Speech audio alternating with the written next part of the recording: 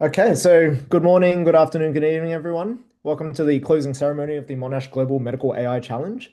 Well done, you've done it. It was a tough kind of 2 weeks, and so let's do a bit of a recap on what we've tried to cover. This has been a 2 week global competition, and we've had quite a lot of students from lots of countries. So over 100 students ended up participating from 19 different countries, which is a kind of really diverse group.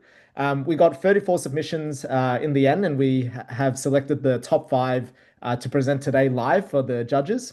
And so, really excited to see what people have been working on. Now, our goals for this course were multifold. So, firstly, we wanted you to build an intuition for AI.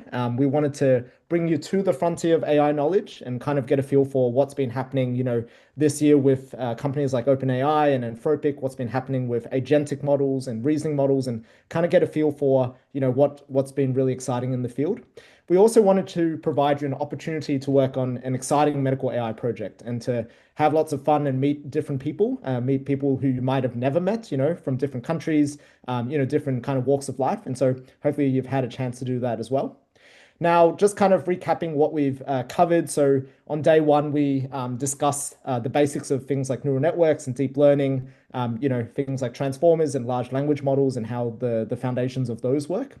We then shifted a little bit more to things like practical AI, how to think about AI, as well as what's been happening more this year. So things like novel architectures, novel interfaces, AI agents, as well as some really relevant things to clinical medicine, including AI interpretability. So how you kind of think about the black box of AI models, as well as AI security. We then, on day three, covered the basics of biodesign, as well as kicked off the competition. And so you learned a bit about how to construct an unmet clinical need, how to think about things like the clinical problem, the user, the population that you want to target, as well as the payer and the outcome. And so hopefully you have kind of learned some of those skills and will continue to apply that in your future careers. Now, a couple of extra things that we also covered as well. So we had a biodesign workshop on how to think about unmet clinical needs in particular. The University of Bologna held an excellent innovators in AI panels. And so really interesting to see how, different geographies are thinking about AI. And we also ran a vibe coding or AI assisted coding workshop so that you could learn how to build some of these kind of exciting tools. Now, in the second week, you all worked together on the competition, and so we're really excited to see, what has come out of that time. We also had a number of really exciting guest speakers. So we had Dr. Chris C from CUHK, who talked about the future of AI in medical education. We had Dr. Alicia Liu from Monash University, who talked about her experiences in Canada and how they applied AI in the hospital over there. We also had Associate Professor Leo Celli from Harvard talk about the impact of AI more broadly in medicine. And then we also had Associate Professor Jonathan Chen from Stanford just talk about his experiences with medicine in AI and medicine. All right, so I'll hand over to Isabella and Deepak to explain a little bit more to introduce our judges as well as the format of the competition. Great. Thank you so much, Kwa. So we now arrive to one of the most exciting parts of our challenge. So our finalist pitches. So choosing just five teams across almost 150 participants was a very hard task for all of us. And the standard of work this year has really been exceptional. But we've only been able to choose five teams that really stood out.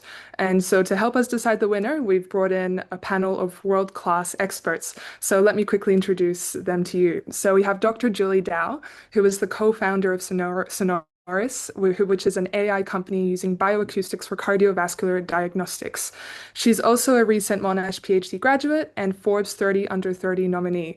And she currently serves as the head of innovation at Medical Pantry and a board observer for the Menzies Leadership Foundation. And we also have Dr. Luke Perry. Dr. Luke Perry is an anesthetist at the Royal Melbourne Hospital and head of research for cardiac anesthesia at the Victorian Heart Hospital.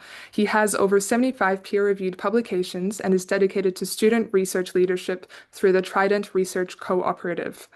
We have Professor Gastone Castellani from Italy. He is a full professor at the University of Bologna and director of the Galvani Center for Bioinformatics and Biophysics.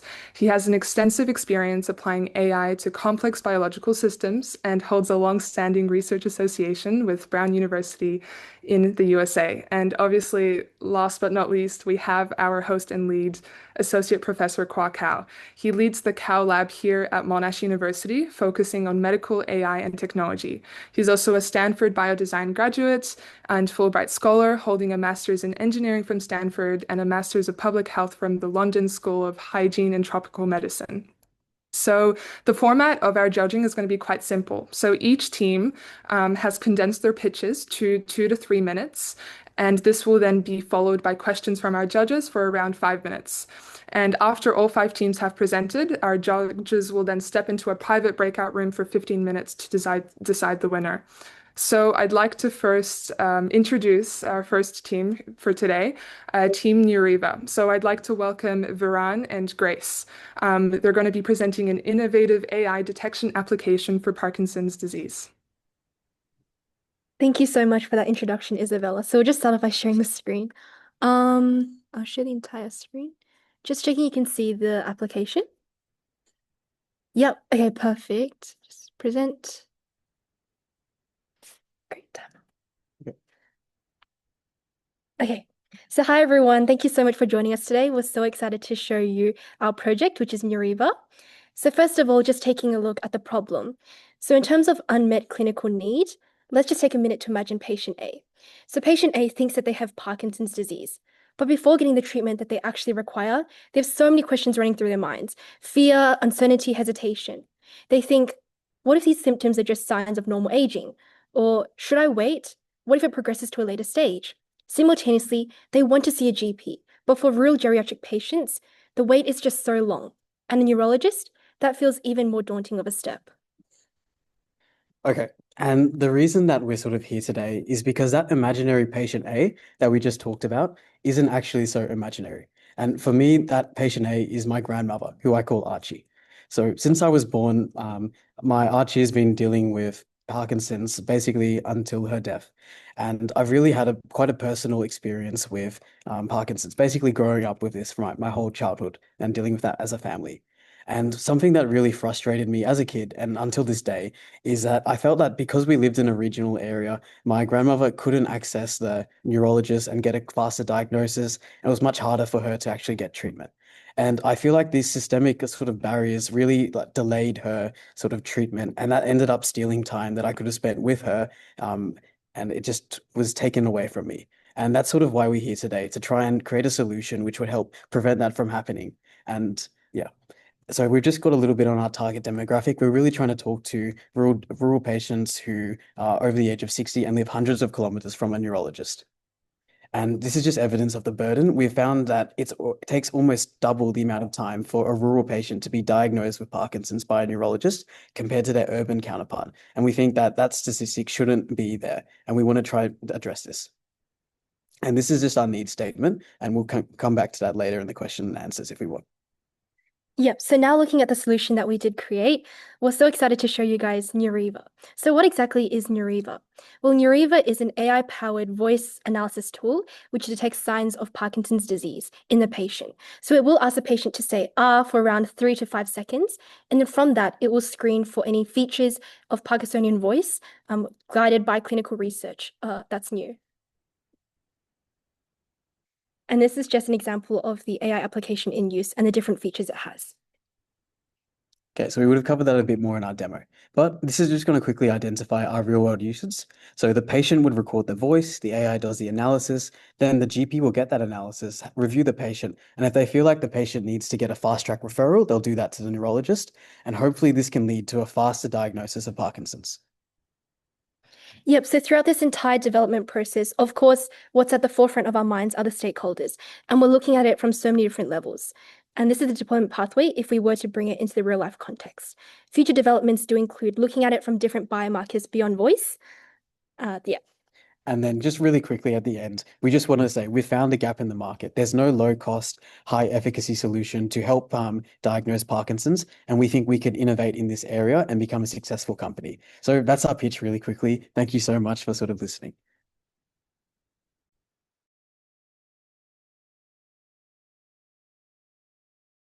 Okay, thank you so much. So we'll move on to the questions from the judges. So Julie, Luke, and Gastoni, did you have any questions to ask the team? Yeah, a quick question.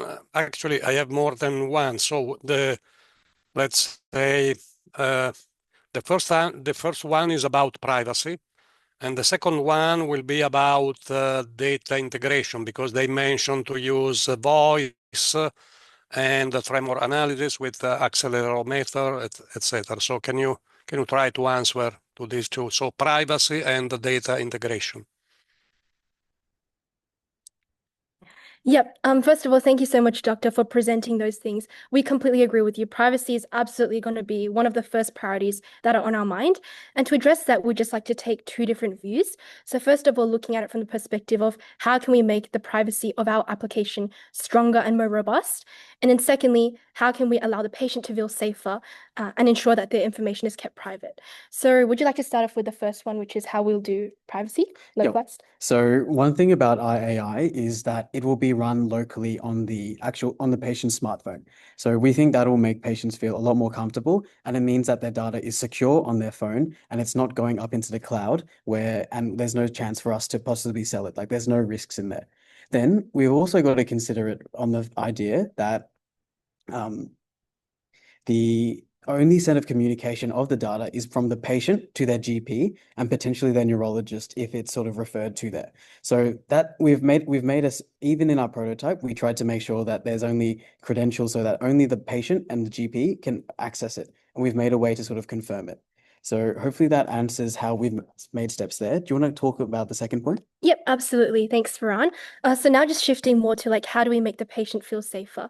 I think it really comes to like the perspective and what the purpose of our application is.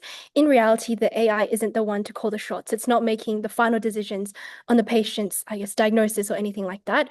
Really what it is that it allows the patient and the doctor to have a faster avenue or a means of communication. It really fast tracks the communication by implementing that, for example, priority system. In addition to that, there's also the aspect of the objective evidence, so that when the patient and the doctor have the opportunity to talk and discuss their next actions for the patient in, for example, a real life context, in a private context, they have that and they can go straight into really working out what's best for the patient in terms of the next steps. And the voice thing? Yep. So, and then one thing you mentioned is that they might feel really unsure about putting their data online to an AI. And one thing is, we talk to AIs every day, like Siri and Google. So we think that people will be a little bit more open and more comfortable putting their data to an AI, even though since this is quite a new and emerging field. Okay, so that sort of sums up our 2 points. Yeah, for privacy. And sorry, could you please repeat the next question? We just forgot that one. It's about data integration. In the final, one of the final sentence was you plan to have a voice recording and a tremor analysis and also another source of data. So it will be a problem of data integration and data from heterogeneity of data.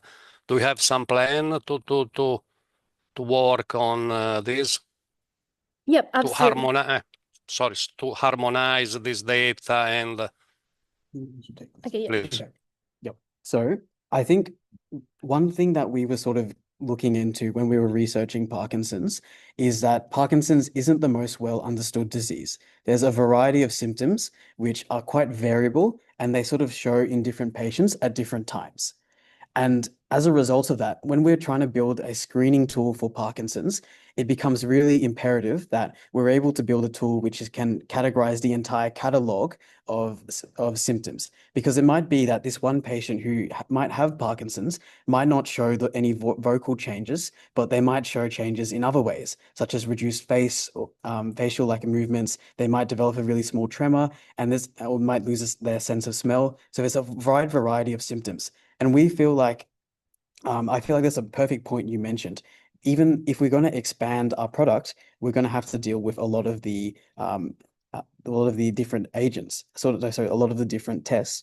And I think as a way, as a product, we're not trying to say, do you have Parkinson's or not? We're simply trying to use these tests to screen whether they might be showing these signs. And then as a result, a GP can do the actual processing and view the risk. And then preferably refer them to a neurologist. So in order to make it really succinct, we want to get a multimodal approach where we're looking at voice, tremor, finger tapping, facial, and then we're able to present whether that patient shows risks. And then based on that risks, the GP can then look at the patient and refer it to the neurologist.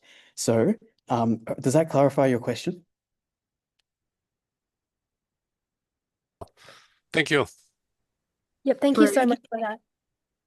Thanks, guys. We might move on to Julie. Yeah, so I have a couple of questions. I know in your initial pitch video, you talked about you using the UCI data set. So can you tell me more about the data set and what biomarkers you are looking at or looking for? Because I know there's a study or a group that's at the University of South Australia and I think the Middle Technology University at Baghdad who are doing this type of research. So just tell me more about the data set and what biomarkers you're particularly looking for. Yep, Yep. thank you so much for the question. Sorry, just find the slides so we have something to reference. I think it's a bit before, Yeah. around. Yeah. Yeah, it's there. Okay, yeah. Oh, you can pass it.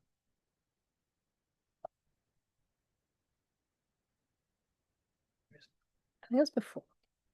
Yep, Yeah. here we go. So can you see the slide? Yep. Okay, perfect. So yeah, when you mentioned about that research, that study by the University of South Australia, and we definitely looked at that. And that sort of was the start of the research which actually inspired us to look at voice, seeing this sort of capacity there. So the reason why we chose this data set was because it was widely available, had controls in it, and was just a large enough data set for us to train a preliminary prototype. Okay. And if you're talking a little bit about the biomarkers, so we isolated, we followed what the research papers sort of said, and there was about 22 biomarkers. Unfortunately, I don't have a slide on the biomarkers we had here, but on the actual report that we get, actually, I might have a little slide here actually, which might a bit of on the PDF report. Yeah, here we go. So what we did was we followed what the research paper said, and it gave us a total of 22 biomarkers, and these were sort of subcategorized into these 6 ranges. Okay. And then when AI would do the analysis, it would then plot these 6 categories into sort of a graph. And as you can see here, the green sort of area represents what it assumed was a healthy patient.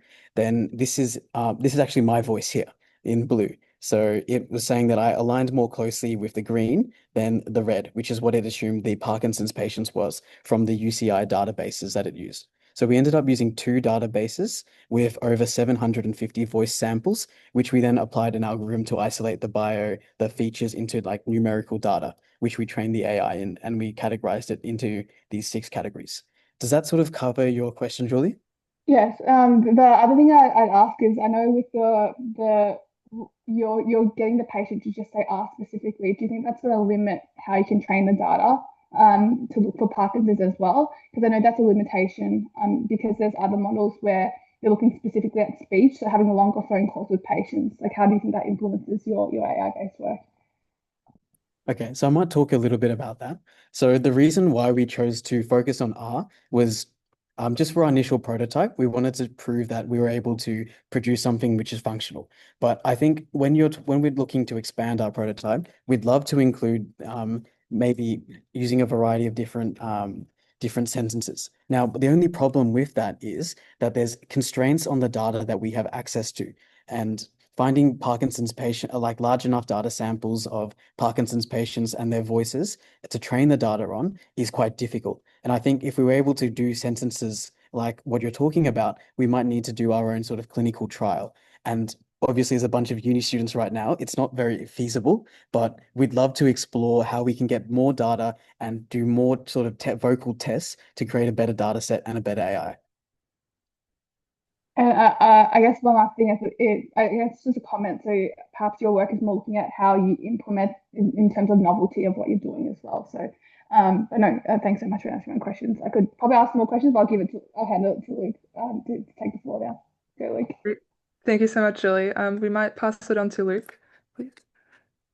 Congratulations, guys, on putting together a prototype in such short time. My question is around the validation of the data that you trained your model on. It just included Parkinson's patients and some controls. As you're aware, there are a range of other neurological and psychiatric conditions that can lead to vocal changes, as well as motor symptoms. And so how are you going to tackle this limitation in your current data and potential sort of overfitting or overestimation of model fit at this stage? Oh, wait, look. Okay. Yes. So if sort of my interpretation of your question was you're talking about that there's a wide range of neurological conditions and that it might be difficult might pose challenges in our data set in terms of creating an AI to sort of identify Parkinson's. Have I addressed that correctly, Luke? Yeah, there are some conditions that might sound like Parkinson's. Imagine a patient with schizophrenia with a negative symptoms. So they'll have slowed and slurred speech, and they might also have motor symptoms from their antipsychotic medications. So I guess in the next iteration, it's going to be important for you to identify data from a range of conditions. And in particular, one of the challenges you'll face is differentiating Parkinson's from some of these other Parkinson's mimics, where they might have similar vocal changes. Yeah, okay. No, that's a really strong point because if we're applying a tool like this into the greater population, we really need to consider the holistic sort of what our population base will be and how to identify different sort of conditions.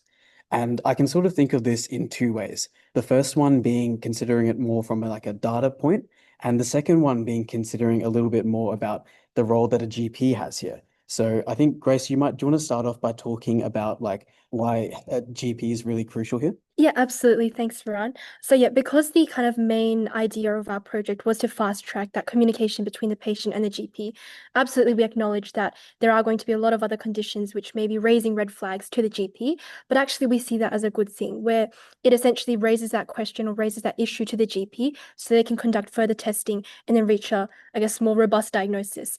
Because our expectation isn't for the AI to be able to specifically identify which condition the patient might have, but really to raise that issue and be that middleman to the GP. And additionally, that links me to my next point, which is that in the future, after we have more rigorous clinical testing and we consult more GPs and neurologists and healthcare professionals, we do hope to be able to create, I guess, an additional add-on feature where after screening the voice, not just limited to Parkinson's, but if there's any of the issues based on like the shimmer or the jitter, the AI can then suggest potential other conditions that may be linked to, so the patient and the GP has a little bit more information in terms of treating the conditions. Yep. So that sort of crosses over to the second Sorry, point. Varun and Grace. I just wanted to let you guys know you have 30 more seconds before we have to pass on to Kwa's question. Sorry, we just have to. I'll quickly just emphasize. So we really think that by bringing them to the GP, they'll have information about the patient will then come to the GP and then they can identify that there might be problems like schizophrenia and other conditions. So even if our current prototype isn't able to identify the different types, having that GP involvement and knowing that we're not trying to replace a GP or neurologist diagnosis, we're just trying to speed up and fast track, as Grace was saying, that's going to play a role here. Now, the second point is exactly what you're trying to say here. We want to get more data. We want to get more conditions and try and improve our scope. But that'll obviously require a lot more development on our end. But I think that's a really good insight that you brought up, and we'll definitely try and look into that and how we can improve it on the future. Yeah, thank you so much. Great. Okay, maybe I'll just ask a very quick question.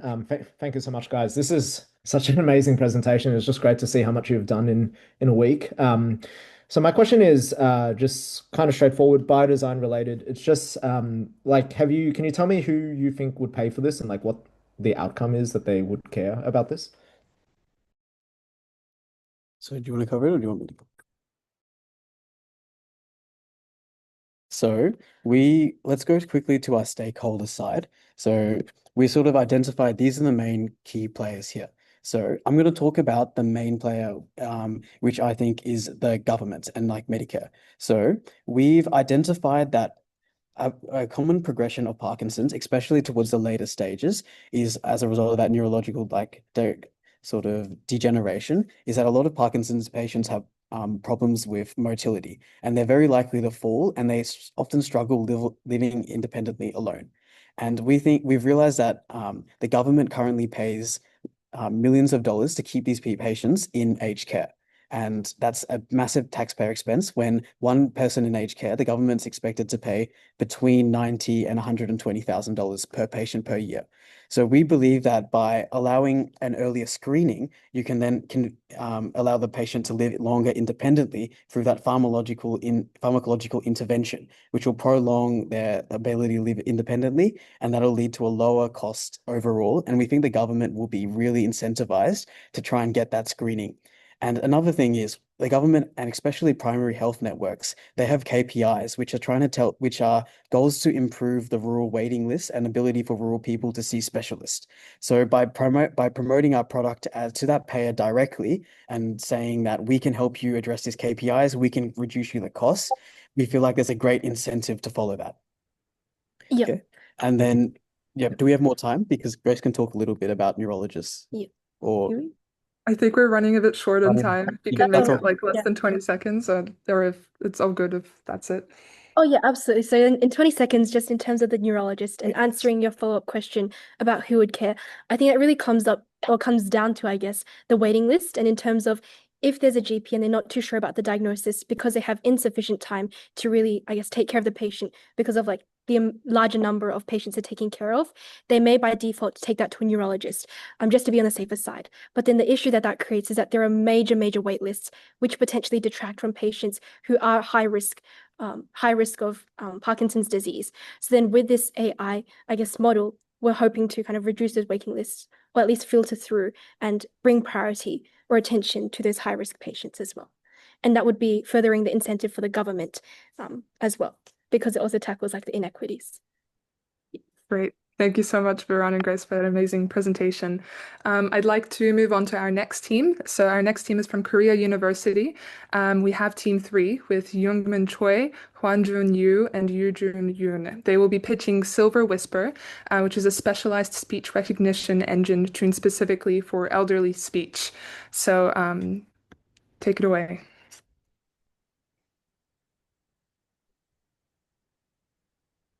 Thank you for the introduction. Before we begin, is my audio coming through clearly? Yes, it is. Okay.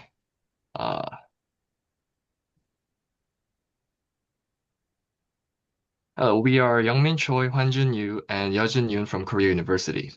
We are excited to present our pre-examination bot, Silver Whisper. In Korea, there was an incident where using a dialect in hospital caused a serious problem.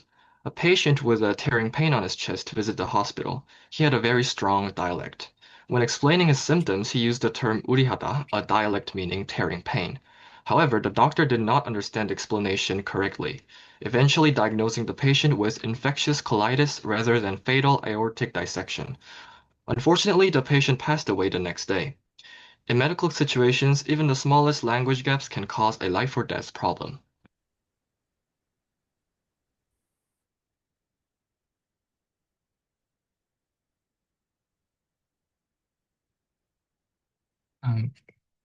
Could you move the slide to the next page? Okay. Well, South Korea is the fastest aging country, already 20% of the population over 65. This means more age-related speech problems can occur in medical fields. Also, because a large portion of elderly use various dialects, the aging society will propose a significant problem of age language gap. In addition, many elderly patients have unclear pronunciation, which requires careful listening during communication. This is also a crucial consideration for the future automation of hospital systems through robotics, and it is the reason why AI is needed to facilitate smoother communication with the elderly. Okay, next page, please. To bridge this communication gap, we present Silver Whisper, a pre-examination robot. We wanted to design a warm, elderly-friendly robot interface. It looks like a companion, making elderly patients feel comfortable enough to open up. Robot will understand dialect that patient speaks, and it will be converted into standard Korean and use SOAP node to fill out the EMR data. 1 And minute it shows left. the Sorry, 1 minute left. and it shows the okay. And it shows the conversation in text to ensure patients that the robot do understand what they're saying. This will help doctors save time and correctly understand what patient says and allow patients to spend more time to explain their symptoms while in the hospital waiting.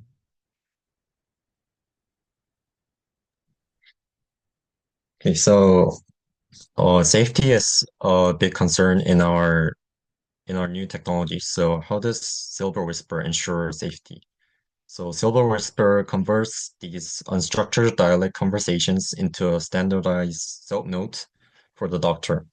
So we use the human in the loop safety protocol, and we implemented the evidence linking. So the doctors can simply click on any symptom in the note to instantly hear the patient's original voice recording. So we don't actually replace the doctor's judgment, but we support it with verifiable data. So this was our technology for overcoming language barriers, and thank you for listening. Great, thank you so much. So I'd like to pass it on to the Q&A. We might limit it to 2 questions per judge just to make sure that we can get to all the judges in the limited time we have. We might start off with Luke.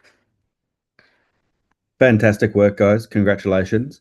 I really like this idea. In addition to improving the efficiency of primary care visits, are there any other applications that you've thought of?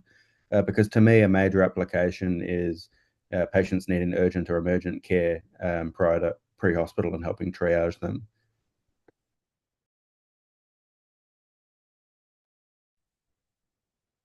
May I answer your question, please? Okay. So we think that we made this model to be targeted for elderly elderly patients.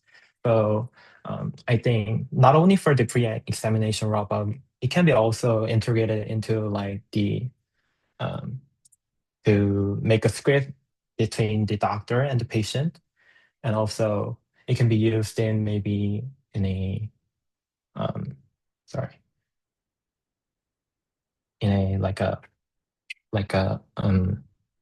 at home applications. So for like if you want to do a like remote medical service, then maybe elderly people can just easily talk because they're not very familiar with like typing on a keyboard on their phone. So maybe they can use their phone to use their phone microphone and just talk to describe their symptoms, or maybe in a like a 911 call, they can also be used. So yeah, I think it can be used in variety of applications because we are trying to make a like a voice recognition model. So yeah.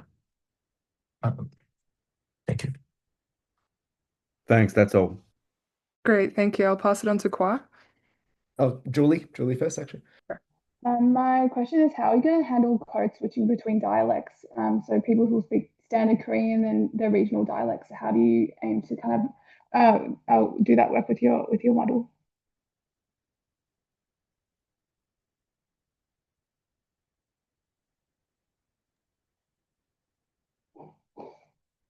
So I'm not sure if I understood your question well, but did you ask Yeah, how so we yeah, you go, sorry.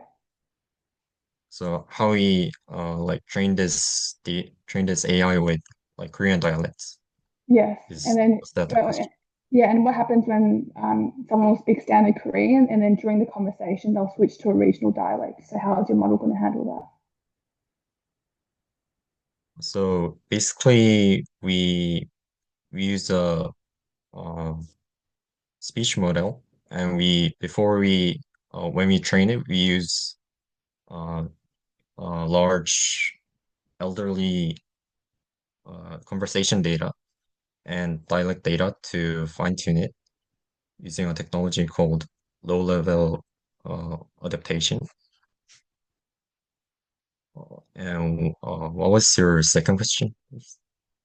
Yeah, so my question is more with the database of sounds that you have from elderly patients, are they speaking the same dialects throughout, each patient speaking the same dialect, or they're switching between different dialects in conversation as well? And because I'm more trying to probe on the limitations of the training data and how you look at your model.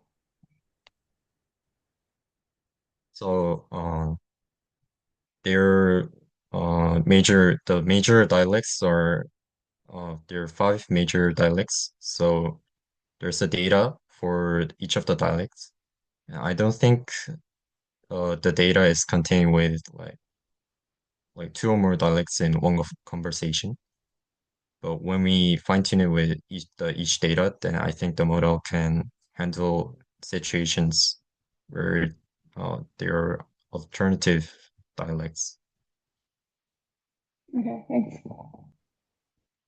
Great, thank you. Kwa?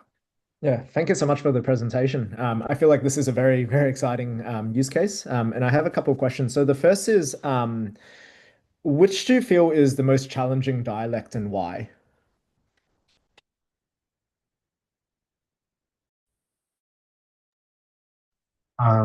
Personally, I think the Jeju dialect is the hardest because, especially the Jeju dialect is a very, it's very like it's well known that even for Koreans, Jeju dialect is very hard to understand because they use very different words and phrases. So, and they also have like very distinct pronunciation. So I think Jeju dialect will be the hardest to train for our model. Okay. Yeah. Thank you. And then the second question is, I noticed that you were thinking about one way, which is that the patient talks a dialect and then the doctor talks back. Does the doctor talk back in that dialect as well, or do they just reply in a standard dialect? And does that, like, have you thought about the doctor talking back in the same dialect as well? Um, we didn't actually thought about how the doctor will respond. So in our demo, in our demo the robot just says in a standard Korean. So maybe I think most Koreans because we use the standard Korean in every media. So every Koreans basically they can just understand the standard Korean language in a text or in a voice. So I think that would be not that of a big of a problem. But for like if we use the for example, like if you want to make this model in a Chinese, then maybe they have like a Mandarin and like sorry, what was the language? Like Cantonese or Shanghainese? Cantonese, right? Cantonese. Thank you. Yeah. Yeah. So Yeah. I heard that those two languages are very distinct and they cannot understand each other. So in that case, I think we need to make a way to translate the doctor's language to the other, like doctor's dialect to other dialect. So I think that would be very nice because it would be very better for the patients to hear the doctors that use their dialects. So it would be much more friendlier. So yeah, I think that is a great idea you have mentioned here. So yeah, thank you. Great, thank you so much. And I'll pass it on to Gaston now. Yeah, first of all, I have to say that the presentation, also the previous one, are really, really good. And I have a question. I hope it will be not too technical, but you mentioned data augmentation. So normally in the AI community, data augmentation is based on synthetic data generation. So data generated by AI. But I see that your description is more on data degradation. So you add noise to data, etc. So can you clarify what you mean with data augmentation?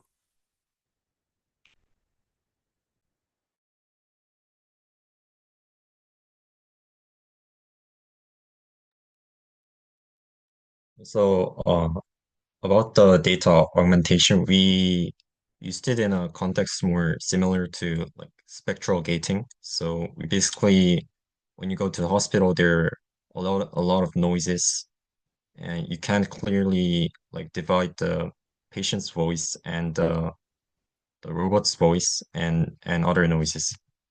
So we use Okay, the so term in is a kind of filtering. Yeah, it You is add a type noise of, and you try to filter. yeah. Thank you.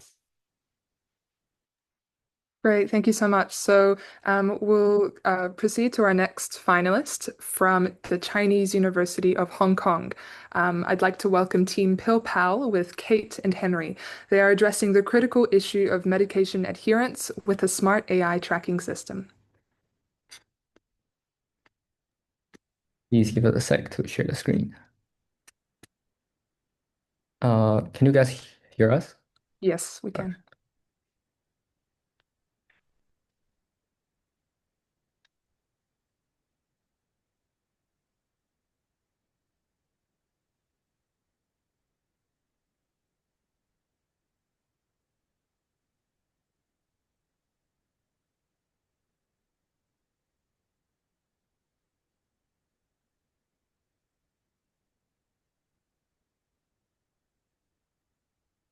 Can you see our screen? Yes, that works. All right. Before we start, let me tell a story of my grandpa. 4 years ago, he was 86 and he was living alone. And one day, when he go to the bathroom, he had a stroke, fell to the ground, had paraplegia, couldn't reach his phone, only to be found 4 days later when my mom visited him. And then a few months later, he missed a few shots of his insulin injections, developed DKA. His conditions rapidly deteriorated and eventually passed away that night. I'm telling this story because we simply do not want the same tragedy happen to the other millions of elders in Hong Kong who are just like my grandpa. That's exactly the reason why we developed PillPal, an AI-powered solution to prevent serious complications, save billions of medical costs by enhancing medication adherence. According to local research, among the 1.2 million elders with chronic diseases in Hong Kong, the medication adherence rate is as low as 50%, putting half of them at risk of developing serious complications like ischemic stroke, heart attack, and DKA. But here's the twist. They are completely preventable because these elders, they do not deliberately ignore medication advice. They simply, one, forget, second, misunderstand, and third, couldn't sort out the drugs. So let's see what are the currently available solutions. This is a so-called smart pill box, selling at a price of more than 100 Australian dollars. But I think you can all agree with us that this is way too complicated for us. It just epitomizes the problem of polypharmacy. Then what about the existing apps? Let's see. This app takes pretty long time to register, and then you need to enter the drugs one by one, and even select the form, select the dosage, and select what you're taking it for. I think this is way too beyond the capability of the elders. So how do we solve this problem? Well, PillPal solves this problem by turning the elderly's most familiar technology, a phone call, into a closed loop verification system. At scheduled times, seniors will receive a natural conversational reminder, which they will show their pills to the camera for AI verification and get real-time corrections if they're going to make a dangerous mistake. But beyond verification, we also track symptoms, detect patterns, and provide physicians with actionable adherence data. We believe that nothing matters more than safeguarding the lives of our loved ones. But beyond saving lives, PillPal saves billions in healthcare costs. In Hong Kong, $5.2 billion go down the drain due to non-adherence every year. From the wasted medications to all the expenses for hospital admissions due to complications in an already financially strained system. Medication non-adherence is too big of a problem for us to ignore, not to mention Hong Kong's battle against a rapidly aging population and increasing prevalence in chronic diseases. And in fact, this problem is not just local, it's global. As you can see in the US, $300 billion Sorry, are 10 seconds left. 10 Okay. seconds left. So yeah, you can see that the situation is really severe. And so wouldn't it be wonderful if we can save billions and reinvest them back into the public healthcare systems for more accessible services, training more doctors, and more importantly, so doctors can put their efforts to saving your loved ones? So yeah, that's why we built PillPal. Thank you. Great. Thank you very much, Kate and Henry. So we'll move on to the Q&A. Perhaps we could start off with Julie. Yes. So my question is, I know you talked about how you're using both Whisper and 11 Labs STT. Can you tell me more about those models and what each model is better at and how you found using them for your problem?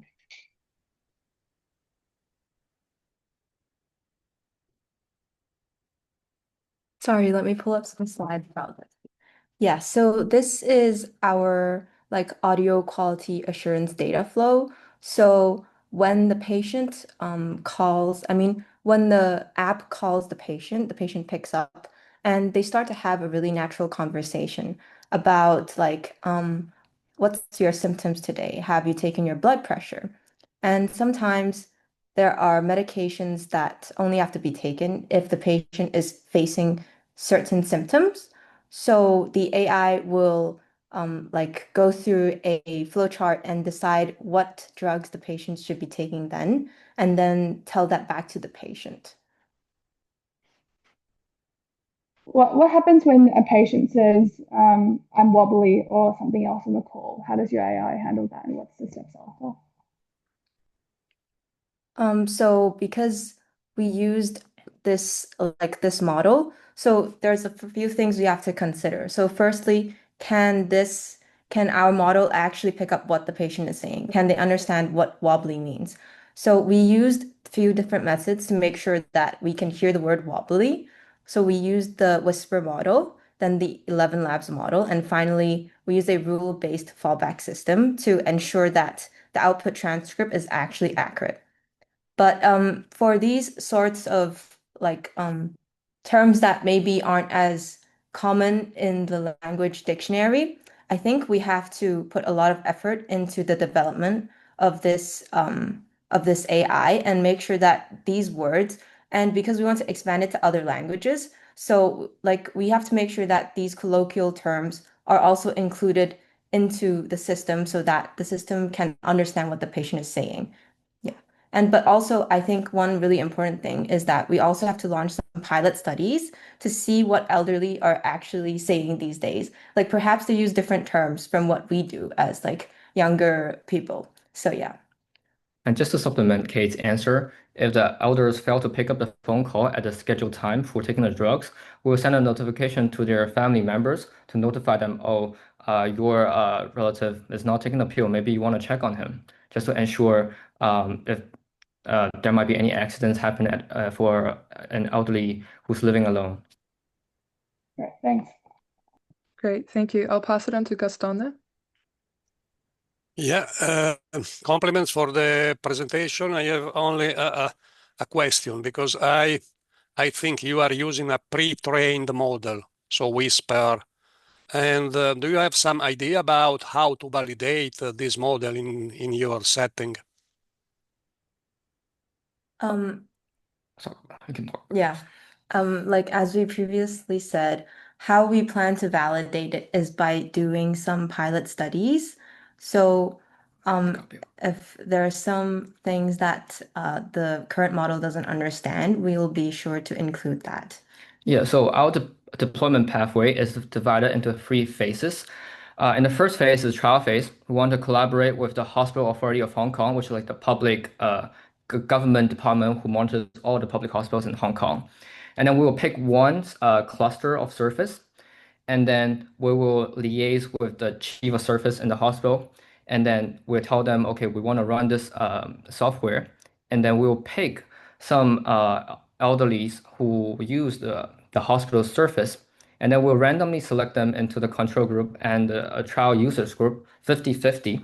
And because currently in Hong Kong, there's a service called community nursing service, where the nurses will regularly visit these elder persons at home to check their medication compliance. So we have already existing mechanisms to help us implement and to do the experiment to test the efficacy, and then if there's any problems from our software. Okay, thank you. Great, thank you. I'll pass it on to Kwa. Thank you. All right, thanks so much for the presentation, guys. This is phenomenal to see. My first question is, who do you think would pay for this and like why? Our primary user will be the government because in Hong Kong, the public healthcare system supports 90% of all the healthcare services, but only using half of the total healthcare resources.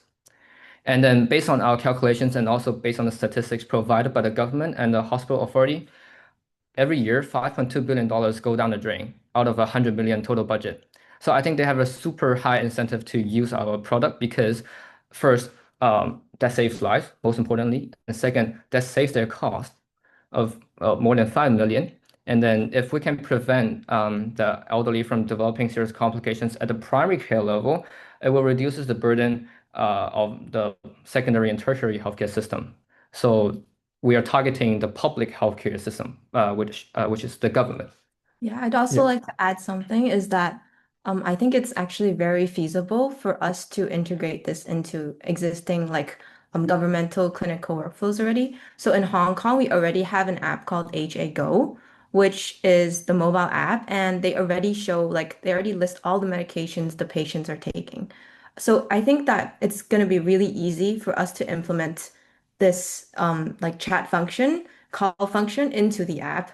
And I think the government will find it really easy to do so and be willing to like sponsor this project in order to decrease their healthcare costs significantly. Yeah, and then we also streamline the registration process because every patient who attends a public hospital already has an electronic record in the hospital system, but they don't have it on their phones. So in our app, they only are one click, one tap away if they can connect with their public hospital account. So they will immediately show all the medications prescribed by the doctors in the hospital. And then our software automatically schedules the medications according to the regimen. So it saves the elderly tons of issues and time. Okay, thank you. And my second question is, so we're talking about patients who already don't adhere to medicine, right? To medications, right? So there will probably be some patients who don't adhere to these calls either, right? In that group, right? So what kind of patients do you think this will work on? What kind of patients do you think this won't work on? Yeah, so non-adherence is divided into two types, the intentional and unintentional types. And according to research, most elderly people in Hong Kong, they face the problems of unintentional non-adherence, which means they don't deliberately ignore the medication advice. They want to improve their health. They want to be accountable for their own health conditions. It's just that they have three major problems. One, cognitive decline. They always forget, like I think 30 to 40% of them forget about the medications, and 1 in 10 elders in Hong Kong have cognitive decline or Alzheimer's. And then second, they simply don't know like what drugs to take or how to take them or what time to take them. It's like the lack of drug knowledge. And the third is the storage problems. Like they don't have the proper methods to store the drugs, and they also have the problems of polypharmacy, which means most of them are taking more than 5 drugs at the same time. So our software, our product is targeting at this group of elderly who wants to improve their health conditions to take the drugs on time, but don't have a solution for it. Yeah. Great. Thank you for the question. Thank you very much. Yep. Luke, did you have any more questions before we move on to the next team? No questions from me, but great work, guys. Thank you. Thank you. So very excited to introduce our next team. They're also from the Chinese University of Hong Kong. We have Team Guardians with Ho Ho Man, Li Man Wai, and Kwong Lun Wong. So they've developed a gamified mental health application that uses AI pets to help support adolescent mental well-being.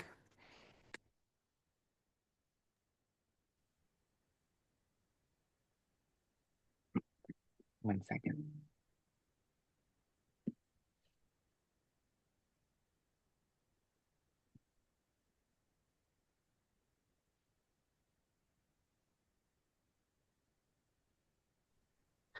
Hello, testing. Can you all hear me? Yes, we can. Okay.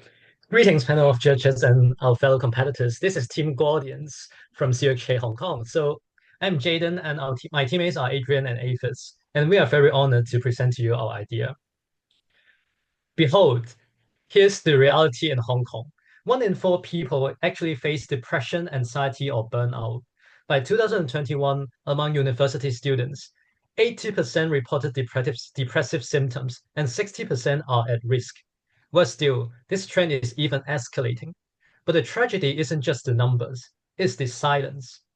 46.9% of students say they would not or are unsure about seeking help, and over 20% explicitly refuse. Why is that? Deep stigma, family shame, and fear of being labeled as crazy. Our youth are suffering alone when help exists. We are here to change that. We build Guardians on 3 pillars that solve this crisis. First, it's clinically grounded, and we adopt an approach of single-session cognitive behavioral therapy named SSCBT. So CBT as indicator prevention can actually reduce depression risk by 63% in youth and with subclinical symptoms, and this is very verified by studies. And second, preventive, and we can target secondary and university students before they hit clinical thresholds, because early intervention works better, costs less, and prevents tragedy. Third, we try to make it a really engaging app, because like most mental health apps fail because people drop off. So we adopt a gamification approach, which we included quest, battle, and pet customization, and this aligns with behavioral designs. This helps keeps users practicing our CBT skills daily. Let me show you how every feature serves a clinical purpose. But due to time constraint, I would like to highlight the Daily Mood Log and Community Hub. As for the Daily Mood Log, it enables self-monitoring and early warning signs. And for the Community Hub, it can help prevent loneliness and detachment due to prolonged AI use and normalizes help seeking. This isn't a game with therapy bolted on. It's therapy designed as a game that actually works. And in terms of our business model, we have used a proven freemium model. For the free tier, it includes services like core SSCBT, mood tracking, basic quests, and crisis safety. As for the 2 premium tiers, it unlocks specialized CBT tracks, deeper insights, cosmetics, and even additional AR features. And most importantly, the B2B licensing, which allows premium access for students, and the schools can get anonymized aggregated mood trends by class or cohort, helping them quantify mental health status and plan support. In a nutshell, individual engagement funds development and school partnerships scale reach. We'll be running a rigorous phase 1 pilot with 1 to 2 secondary or university students over 8 weeks, and we will measure engagement, that is the active time, and user satisfaction, and mood impact, that is changes on mood score. On safety, this will be a non-negotiable part. Anonymity and strict data encryption, and we have a crisis protocol. Detect self-harm keywords and immediately direct users to helplines. We encourage real-life connections, but not replace real help. We're not just building fast, we're building responsibly. To launch our pilot and scale this mission, we are seeking seed funding, pilot partnership with 1 to 2 schools, and strategic advice. Our vision is simple. Within 18 months, 1,000 Hong Kong students will be using Guardians daily, reporting lower stress, building resilience, and feeling less alone. No shame, no waiting list, just a friendly pet that helps them feel better. And that's how we prevent depression before it starts, and the vision of Guardians. Thank you, and we welcome any further questions. Great, thank you very much, Team Guardians. Yeah, great, Julie.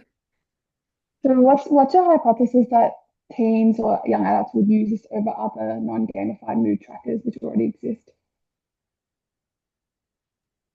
Yes, I do agree that there are already existing gamified mental health chatbots. For example, we have also done some research on this. Examples such as WeBot and Wiser. But however, we have some unique niches that we want to take. For the existing mental health apps that use like cognitive behavioral therapy and the AI chatbot, they focus on like general wellness, but we are very focused on the indicator prevention for, as mentioned, subclinical depression and anxiety in Hong Kong youth. And also, our B2B model, as we will collab with secondary schools or universities, we offer them institutional value, which they can have an analysis of the students' mental health for better planning of their curricular activities. Moreover, for many of the mental health apps that has been existing, they have low long-term engagement, which is a common pitfall among such apps. And actually, for single session cognitive behavioral therapy to take effect, it requires repetitive exposure. Like you have to do this every day until it becomes effective. So to solve this, we actually have a pet cultivation system where the user can interact and do some daily quests, such as training how to think mindfully, and they can try, and then they can get some customization for their skin and improve the pet's combat power. This can bring them a sense of accomplishment and company, and this is cumulative over time, unlike previous apps. So we believe this could retain users, and users can slowly develop a better mental well-being. And then my second question is, you talk about micro CBT. Like, what does a session look like? If I was going to log on, like how long I'll be spending and what does a session look like? Oh, if it's, do we have a demo of that? Demo, like Was it or like the video we uploaded before? I think there is a demo session. Yeah, right. oh, let me find it.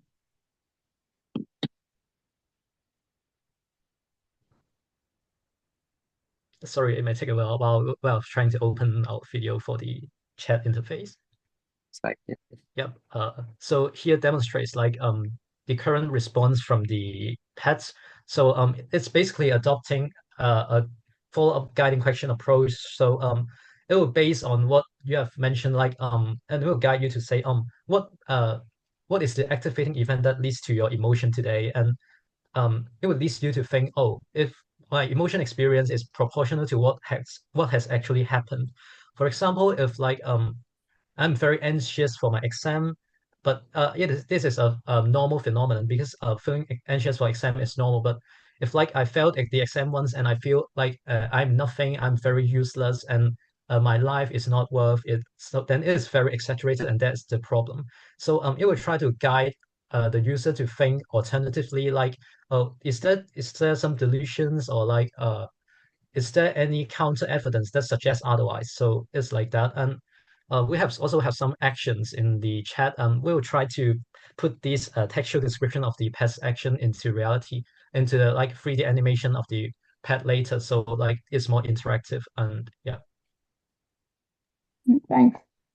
Great, thank you. We'll move on to Luke. Congratulations, guys, on all the hard work.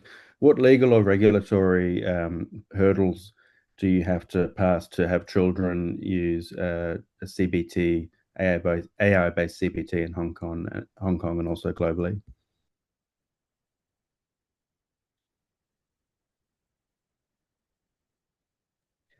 So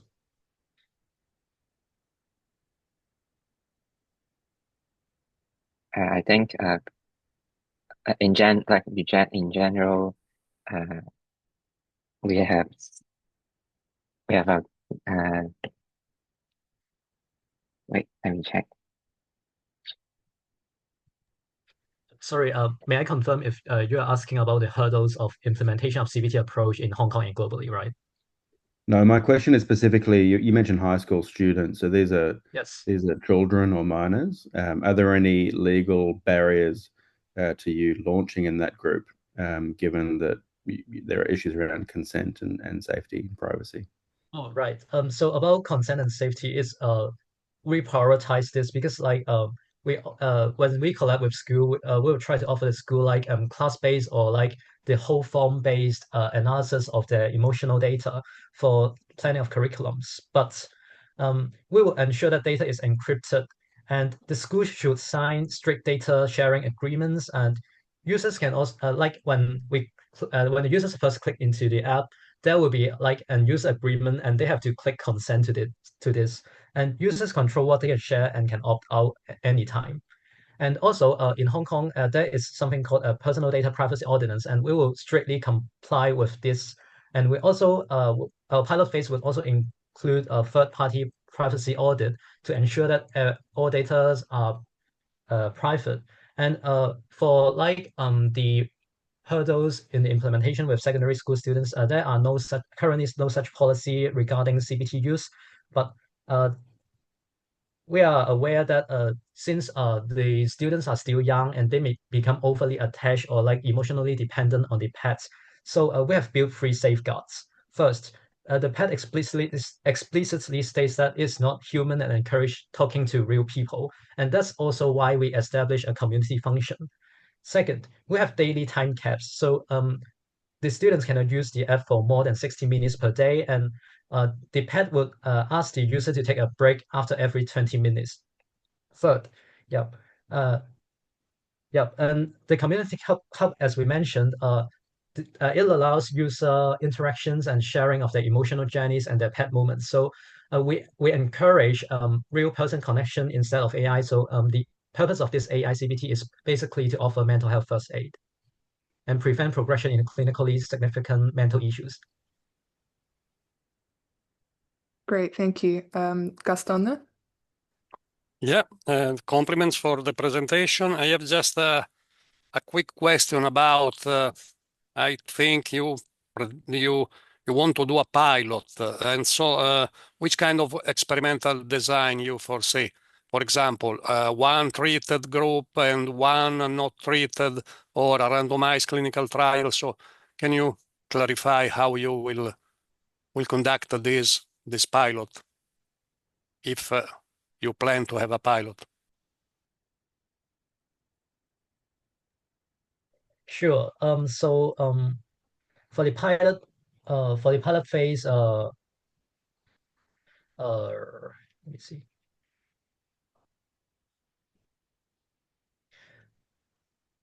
First, we will try to free pilot with 1 and 2 schools and universities, and besides the features that we already have, we'll also want to try a few experimental features that are still being under research. For example, like during the chat, I would like to share a bit about my one of my research in psychiatry. So we have tried to develop another CBT chatbot used in VR for like moderate depression patients, and we found it is not very effective. It's because like AI produce very generalized chats, so like the patients feel not understood because everyone has specific scenarios, right? So we would like to also try to add some like sentiment analysis and possibly some sonogram analysis of their tone if they can record their voice into our pet app. So we can also try to see if they are really experiencing emotional problems or not.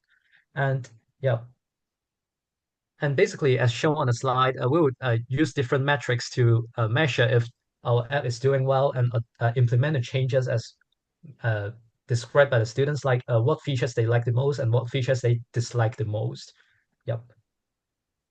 And in the future, we will try to build a more even better AR function, which is a core function of our app, since it gives the user some feeling that they are really culturing a pet and bringing the pet into their real lives.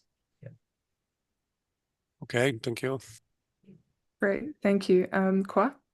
Okay, thanks so much for the presentation, guys. So just a very quick question, which is, what do you feel like the potential downsides might be if the business model is based on kind of retention and use of the, like, more users using this app more? Since this is a very good question, since sorry, Aphis, can you switch to the free tier business model slide? Yeah. Thank you. Okay, so we offer free tier and 2 premium tiers and also B2B licensing. So freemium model in the premium tier, we offer actually it's not expensive. It's just like Hong Kong dollars 30, which is around $4 US, and 50 Hong Kong dollars per month. And so actually our main profit comes from B2B licensing, like collaboration with schools. So I think for our business to proceed and scale up, it's very important in the pilot phase that we establish like we can be establish as a field that we can be trusted, and this is an app that can really help youngsters' mental well-being to improve.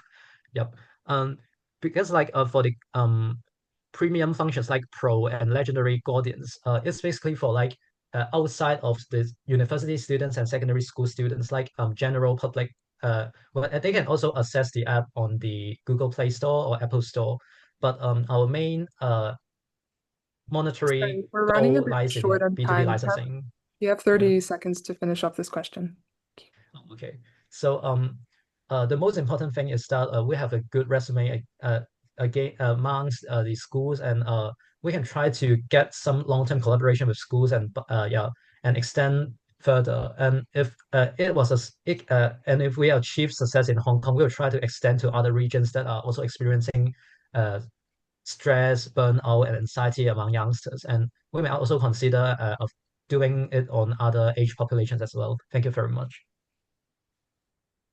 Great, thank you very much. So I'd now like to introduce our final finalist of today.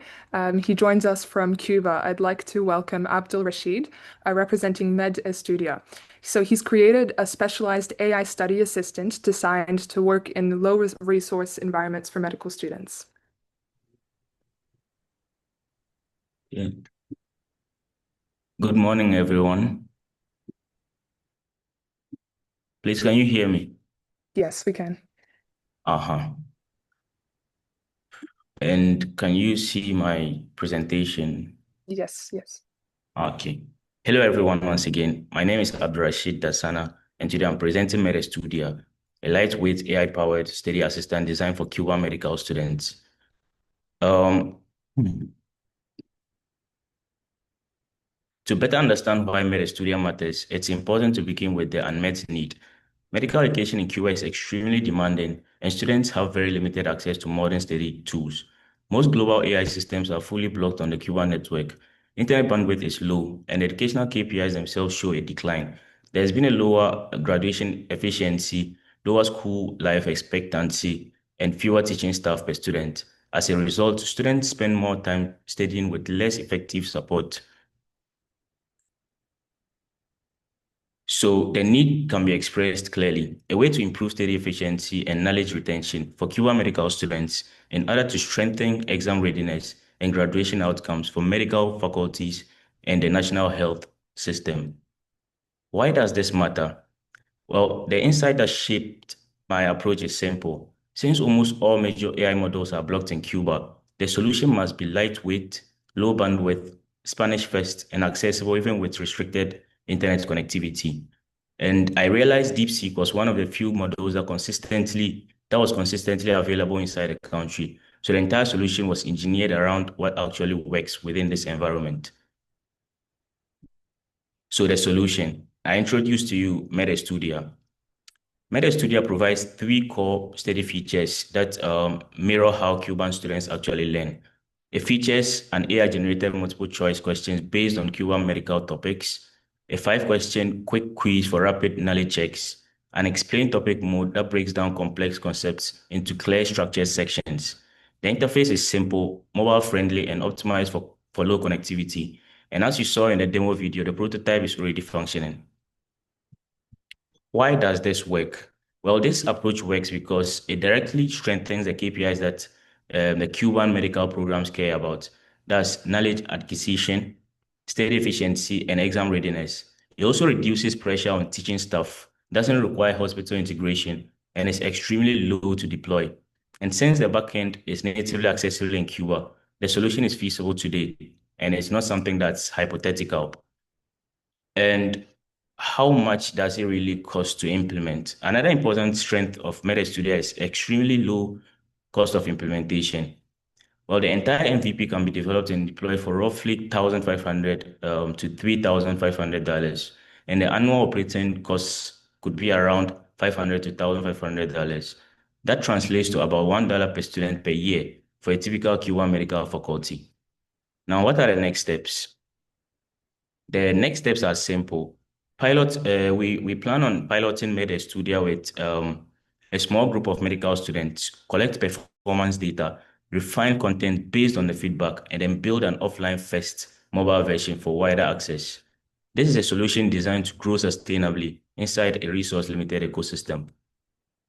So in conclusion, Med Estudia is a simple, feasible, and high-impact educational tool built specifically for environments where most AI technology is inaccessible. Thank you. Great. Thank you so much, Abdul. So we'll move on to Q&A. Gaston? Yeah, just a quick question. Do you have some tool for comparing student performances? So to do statistics, etc. So, like I already mentioned in the presentation, there are KPIs the government releases about the educational sector, and they monitor the performance of students across the nation. So they put the information in the KPIs, and it's publicly available. We get access to those information, and we see how they are performing. And then if we decide to deploy the project today, for instance, and in over a year, we can compare the KPIs of the future to the past and see if the product is actually helping people. I don't know if I've answered your question. Yes. It's just for comparing student performances. Exactly. Thank you. Great, thank you. I'll pass it on to Kwa. Thank you so much for the presentation, Abdul. This is very impressive that you've built this actually in a team of one in a week. Have you thought about expanding this to doctors in training? Like doctors who have already graduated and are, preparing for specialist exams or kind of exams after graduation. Could you talk more about that and, Okay. how it might apply? Yeah. Yeah, I get your question. So initially the plan was for every medical student in Cuba, but then for biodesign reasons, I had to scale down the audience to just the medical students who haven't graduated yet. But then it's actually part of the roadmap to include students in the preclinical years, students in the clinical years, and even recent graduates. And it would have to include these OSCE practices and not just the MCQ-based testing systems. And it's actually part of the roadmap, and it's been thought about. Thank you. Yeah. Great, very much. Julie? I'm interested to learn what kind of data you're using to train the model in terms of the Cuban medical curriculum, and then how you're going to handle updates with the medical curricula as well into your system. Okay, so if I get your question right, for training the model would need publicly available protocols or guidelines. So every year they release protocols that contain clinical information, how to when a patient comes to the hospital, how do you diagnose the patient, what drugs should you use, and then at what dosage, and it's available at all the specialties in every hospital. So for the MVP, for the prototype, I just used structured prompts for now to DeepSeek. Like I already explained, DeepSeek is almost the only language model that's publicly available in Cuba as at now. So I send structured prompts to DeepSeek with the prompt of the user, and then DeepSeek generates the information and structure it in different sections for the user. Thanks. Great. Luke, did you have any questions before we finish off? Sure. Congratulations, Abdul. I loved your original presentation with the music as well, so I really appreciate that. There are some clear upsides to, I guess, customizing the MCQs and the quizzes to the Cuban environment. Are there any downsides? Like most students are kind of agnostic to what country the information's from. They want the best guidelines or the best quizzes or the best resources. Are there any downsides to restricting the background information and protocols to just Cuban specific? Well, I've actually thought about it, and then I realized something important. You see, most Cuban students would want to prepare for Cuban exams. And if they would want to study for something apart from the Cuban exams, then they would have to refer to other sources. But then if they want to use the tool, then it should be to prepare for Cuban exam. And then maybe in the future, we scale it up to cover other aspects of other countries. But for now, if you want to use the tool, then it should be to prepare for Cuban exams and your life as a student in Cuba in general? It's a good answer. Medical students want high yield resources just to get their exam preparation Exactly. going. A good answer. Thank you. Great. Thank you so much, Abdul. We just realized it's actually 4 a.m. in Cuba right now. Thank you so much for staying up. Thank you. If that's it from all the judges, wow, what an incredible set of pitches we just had. So thank you so much to all our teams and to all our judges. We're now going to move on to the judge deliberation section of our presentation today. So I believe Deepak's set up a breakout room for all of our judges to join. Yep, so I've just opened up the rooms, and if the judges could please click on the, yep, I think. Okay, so thank you everyone for the presentation. So the judges, after some deliberation and a lot of discussion, we've managed to find who we feel deserve the top 3 spots. So let me just share my screen. And so we'll start off with the People's Choice Award. And so yeah, thanks so much for everyone who voted for the People's Choice Award. And so yeah, the People's Choice Award goes to Team Nuriva. So please help me to congratulate them. Great work, everyone. Okay, so after much deliberation, it was really hard to choose between 5 teams, and even then, before that, there were so many great submissions in the 34 submissions that it was really difficult to narrow down to 5. So please pat yourselves on the back on your hard effort and hard work. And, we are really just amazed as to the kind of scope and range of different projects that we saw. And it's crazy to see how much you all built within 1 week. And so without further ado, we'll start off with 3rd place. So 3rd place goes to Team Med Estudia. So please help me to congratulate Abdul Rashid on his great effort with this project. Okay, so moving on. 2nd place goes to Team Korea on their project Silver Whisper. So great work, guys. And then the number 1 spot goes to Team Nuriva. So please help me to congratulate Grayson Varan on such a great project. Okay, so our team will reach out on the prizes, and so just keep an eye out for our emails. Okay, so what's next? So now that you've completed the competition, our goal was to bring you to the frontier of knowledge. And so you can actually learn a lot more about AI. We only spent a couple of days on AI, and we actually have a great guide that we'll post on the Discord afterwards. We actually recommend this for any medical student who comes to our lab and is really interested in AI.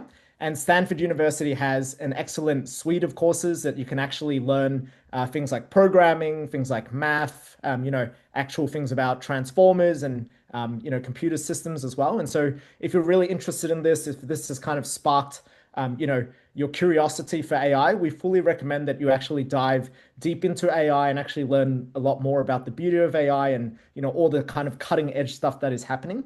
And so hopefully this is just merely the start rather than the end of your AI journey. You can also start building immediately. As you've seen, even though you're medical students, building has become easier and easier than ever. And so there's all these really powerful new tools that have been released even in the last few weeks.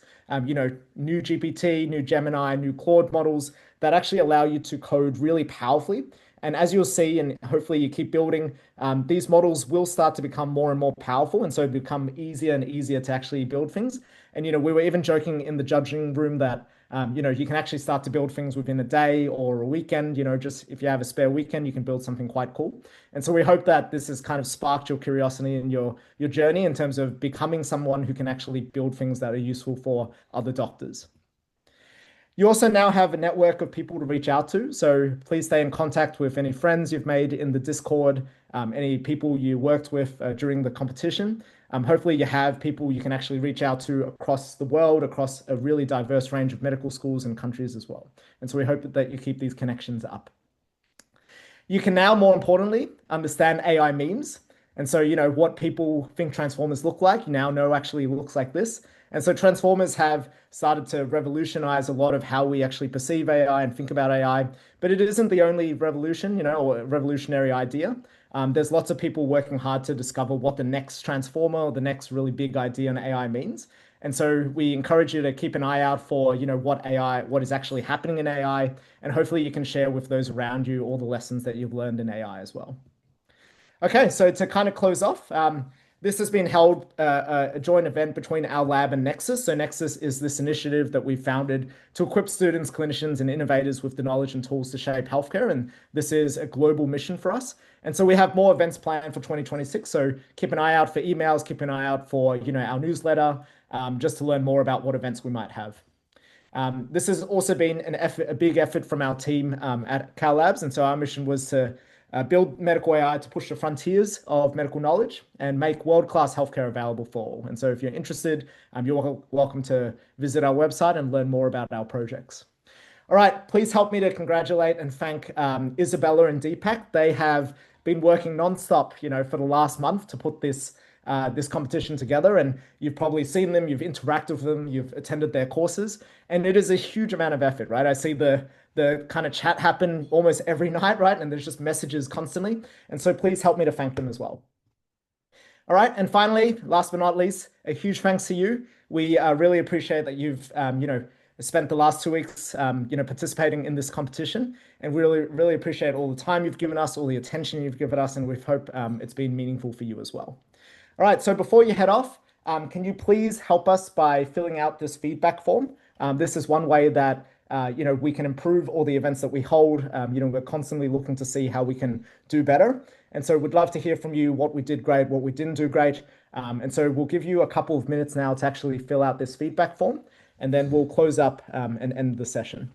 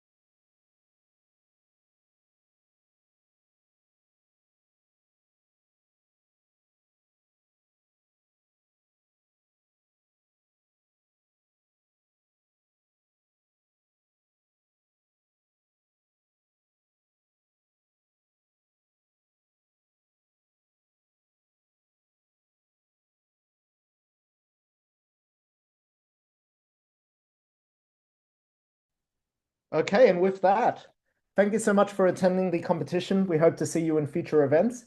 Please reach out to our team if you have any questions or any feedback. We'd love to hear from you. And we hope that you continue to work on the projects that you've created, as well as continue on your medical AI journey. So thank you so much, and have a good Sunday, have a good night, have a good morning. Bye, bye, bye. Thanks, everyone. Thanks, everyone. Thank you, guys. Thank you. Thank you, everyone.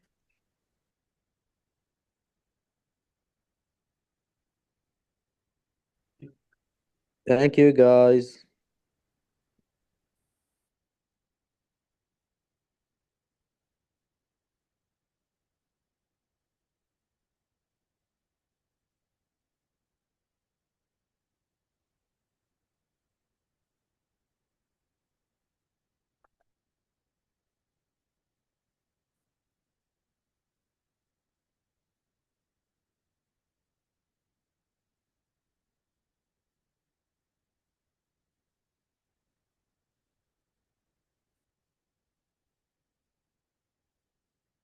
We shall send the certificates to all those who completed, Federica. Yeah, it will come to your email. So Yep. will come soon.